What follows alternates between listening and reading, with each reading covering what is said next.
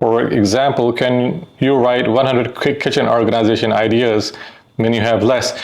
Google doesn't really care if your title is truthful.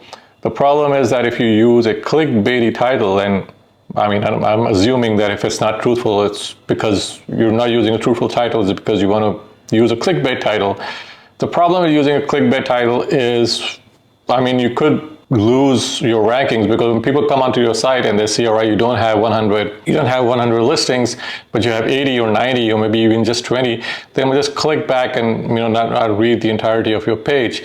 And so clickbait, to some extent, it could harm your rankings in the long term, and so you don't want to necessarily do it. If you said 100 products and you just had 99 products or 90 products, people would not even notice this until they scroll right down, and by then they've probably spent a minute on your page, which will not necessarily harm your rankings, and you'll probably see that they're spending more time on your page, and that could work to your advantage. But again, this would depend on how you use it.